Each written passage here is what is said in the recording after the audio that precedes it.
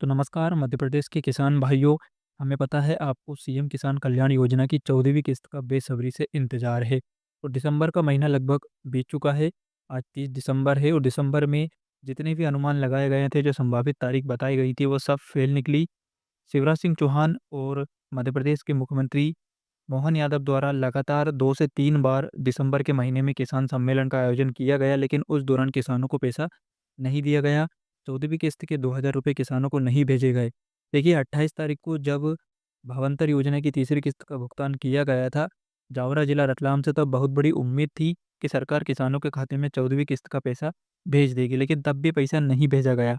तो किसान भाइयों, अब अगर हम बात करें फाइनल तारीख की, तो आपको पता होगा जनवरी में लाडली बहना की भी किस्त आने वाली है और उसी के साथ सीएम किसान की जो किस्त है उसके 2000 भी किसानों को देना पड़ेगा, क्योंकि दिसंबर आखिरी महीना, 4 महीने पूरे हो चुके हैं।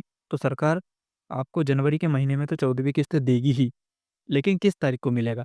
तो चलिए मैं आपको बता देता हूँ। देखिए, तो सीएम किसान कल्याण योजना की 14वीं किस्त के 2000 है और जो लाडली बहना योजना की 31-32वीं जो किस्त आने वाली है, उसके 1500 रुपए हैं। तो ये दोनों किस्त सरकार अब किसानों और लाडली बहनों को साथ में दे सकती है।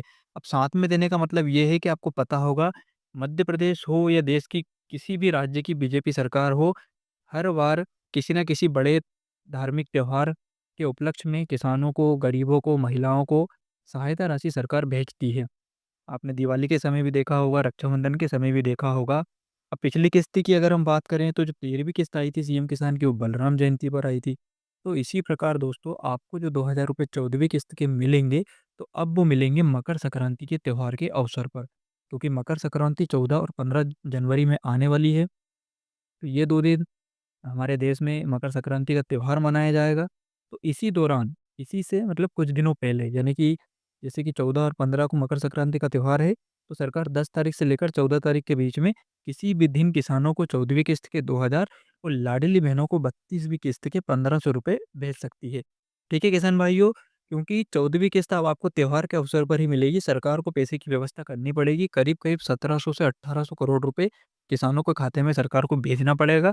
इसलिए दोस्तों, अब आपको 10 से 15 दिन, 16 दिन और इंतज़ार करना पड़ सकता है और उन सभी किसानों को ये पैसा मिलेगा जिनको पीएम किसान सम्मान निधि का पैसा मिल चुका है। आपको अपना डीबीटी खाता चेक करके रखना है, क्योंकि डीबीटी से ही सिंगल क्लिक के माध्यम से ये पैसा किसानों के खाते में भेजा जाएगा। लगातार इस किस्त में देरी हो रही है। देरी के पीछे कारण मैं पिछले वीडियोज़ में भी आपको बताया हूँ कि एक तो पटवारी द्वारा वेरिफ़िकेशन प्रक्रिया को लेट किया गया था।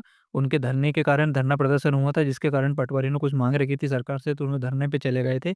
इस वजह से कुछ ज़िलों में वेरिफ़िकेशन नहीं हो पाया था, इस वजह से भी लेट हुई है। दूसरा, बजट की भी दिक्कत मध्य प्रदेश में चल रही है, क्योंकि बहुत सारी योजनाओं का पैसा सरकार डाल रही है। तो ऐसे में भी इस किस्त की देरी का मुख्य वजह मानी जा रही है। तो किसान भाइयों, अब आपको 15 जनवरी तक और थोड़ा-सा इंतज़ार करना पड़ सकता है। जो 14वीं किस्त 2000 रुपए है, वो आपको जनवरी में मकर संक्रांति के त्योहार से पहले ही मिल जाएगी। अब जैसे ही कोई ऑफ़िशियल भी अपडेट आएगी तो हम आपको बताएँगे, लेकिन अभी तो यही खबर निकल कर आ रही है कि आपको ज मकर संक्रांति के त्योहार से पहले सरकार 2000 रुपए भेजने की तैयारी